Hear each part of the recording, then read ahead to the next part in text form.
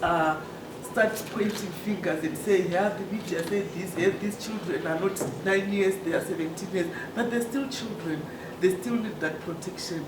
What I wanted to say is we cannot look at this issue and then look at children in isolation. We need to look at the issue. Consider, let's take the whole family into context and say what is the problem here?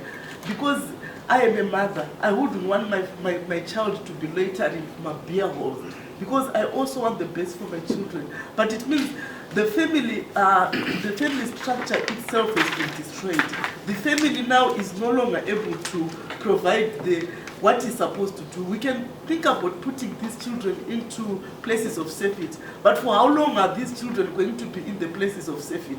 We need to actually strengthen the family first before we think about putting these children into places of safety. Somebody talked about putting the children into residential care facilities. When that child turns 18, Mrs. Ngani, you actually want these children to go out of the residential place of safety. Where is that child going to go? Has the government prepared these children for life after residential care facility?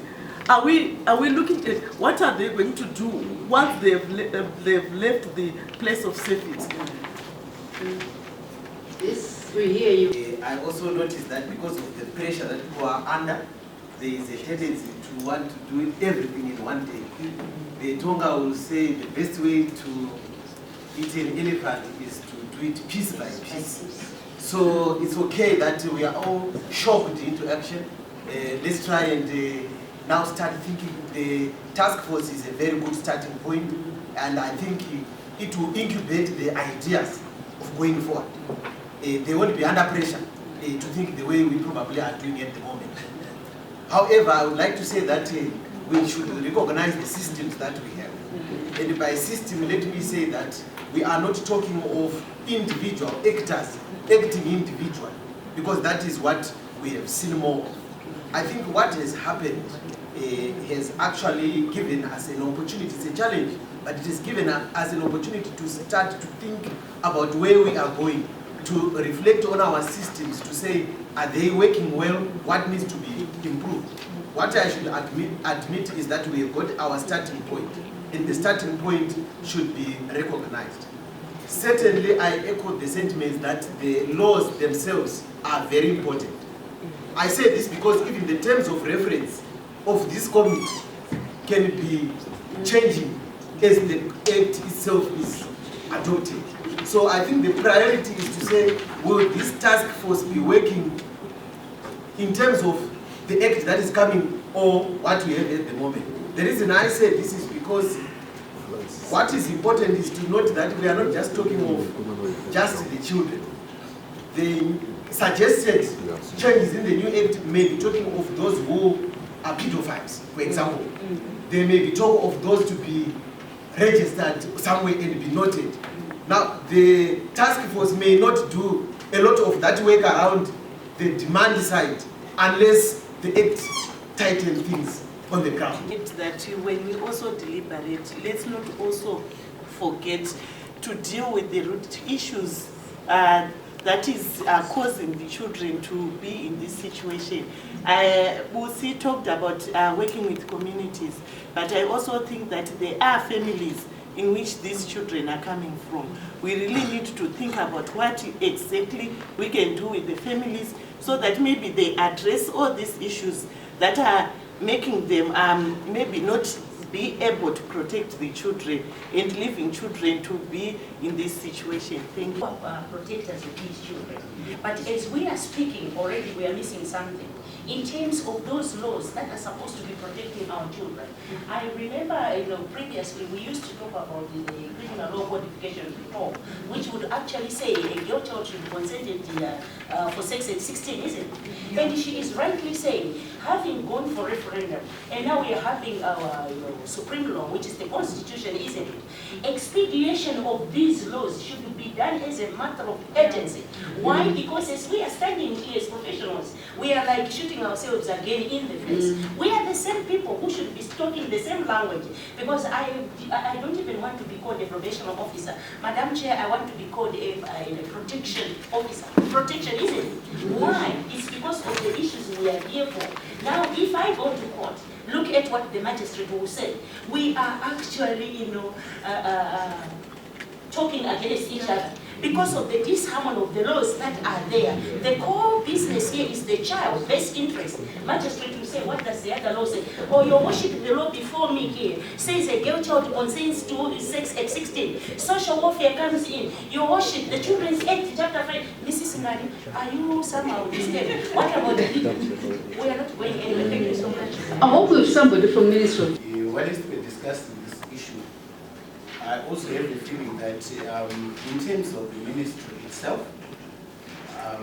I know you have rehabilitation centers for delinquent children. An example is Northport. You also have residential care institutions that are all over the country that take care of vulnerable children. But when I'm looking at this child, the sexually exploited child, I want to believe that the ministry has to create an infrastructure that also deals with these children, because it's a growing phenomenon and one that the government might not have experienced before. So I'm of the opinion that there should also be some facility that handles these children, because you've already alluded to issues of counseling, that it's not a one-off event, it requires several sessions. And if I'm familiar with the law, in terms of the Children's Act, even if when you remove a child, you only have that child for 14 days before you go to court and get that child committed. In ways this child going to be committed to is an issue. So looking in the medium and long term, I would believe that you also need some kind of infrastructure that deals with this specific challenge. Thank you. Thank you very much. If I can use other words to describe what you were saying, you want us to come up with a holistic approach to this problem as the Ministry of Public Service, Labour and Social Welfare. Is this just the infrastructure? It's the infrastructure to start off, but also a holistic No, approach. okay, yeah, all Which right. is you've already started. Yeah, I understand you, yeah. This one. In red. So there's not going to be a roving mic. It's okay. It's okay. Thank you, Mrs. Madam. Thank you to the government of Zimbabwe through the ministry for creating this platform. When some of us listened to that audio, we were immobilized. We were shocked. And at times when you're shocked, you don't become very intelligent. And this has provided an opportunity for us to say, okay, this is what we have had. What can we do? But my contribution is to say, is maybe an appeal to say, what we need to accept is that if we are to deal with this problem holistically, to borrow Reverend Anita's words, we need to accept that we need to be in partnership with communities. We need to be in partnership with the communities where those children are living. And if we are to be in partnership with those communities, the first thing that we have to do is to establish a relationship of trust with the communities. And we want to establish that relationship, particularly my fellow CSO partners, if we exaggerate or falsify the lived realities of those communities. They won't trust us, they won't talk to us. And when we exaggerate those things, it's a reflection on us as part of those communities, as part of the Zimbabwean communities. So we are not embarrassing anybody, we are embarrassing ourselves. And in fact, we are actually exploiting those children if we falsify their lived realities, because we are trying to get money. So we have to be honest if the government are to trust us. We have to approach it in a way to say, these are the mistakes we have made. This is where we have failed as parents or as caregivers. Let's talk about how we can resolve it. And my contribution is, we need whatever solution we come up with, it has to include working and engaging with communities where those children live. Because we cannot put them all in an institution. We cannot put them all in foster homes. We need to work with them and facilitate protection for those children within the communities where they're supposed to be living in. So we need to talk about community dialogues to see what we want to do to change the lives of our children. I thank you. Thank you very much. I think some of the Radios also operate, because I was actually shocked when I got to hear that the children in question are actually 17 and 18 and 15. So my question is, whoever was sort of presiding over the interview, who went on to say the girl is 9 and 10, were they in their right sense, and were they also operating in the best interest of the child? And for me, I actually think moving forward, we also need to make sure that we strengthen that bit. And I think as child protection practitioners, we should make sure that we regulate whatever we put on air. So, because now the whole nation is panic, and I think when I first interacted with the message, I said, this child is not 9. I could just hear, this is not a child who is 9. What of someone who was actually presiding over that interview? They could have picked, but this is wrong. Not to put the whole nation on panic. So I think moving forward, we just need to make sure that we regulate how these interviews are done. And then my second contribution, I feel whenever we are discussing issues to do with children, their participation and representation is key. So I know we have interacted with them prior to this exercise, but I'm not sure if we have children in this room, because also for me, I really feel like they'll be following, and they know that these are also processes that we are doing to try and protect them. So maybe in future, we just make sure that we work with them throughout the processes, so that they are also clear, this is what some of the stakeholders are doing on our behalf.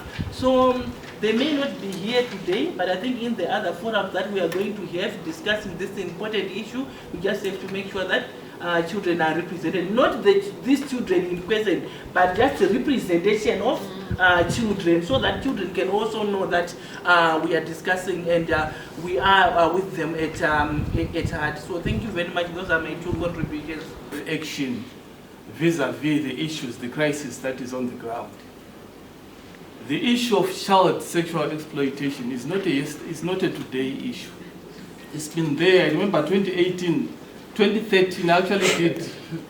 Sorry, I'm looking forward to 2018. Anyway, 2013 actually did an investigative story on that. And there are plenty children who are doing this thing in the avenues.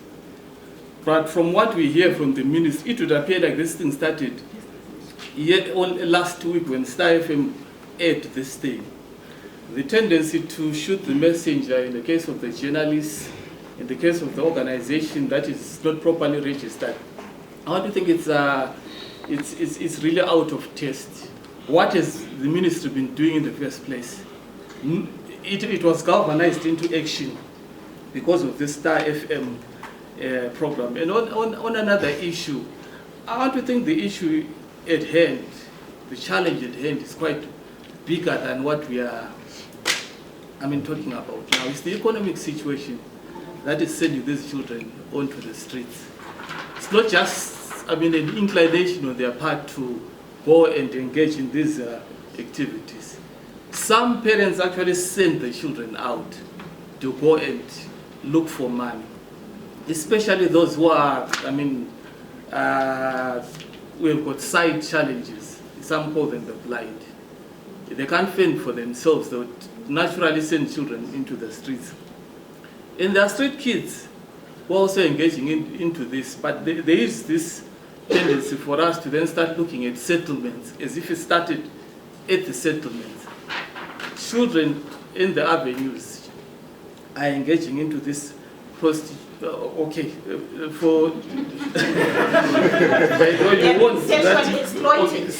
sexual exploitation. So the issue is really falls also on the government. The social security system is dysfunctional. What is the government doing in the first place to make sure that children get access to cheaper education so that they don't get distracted by some of these things?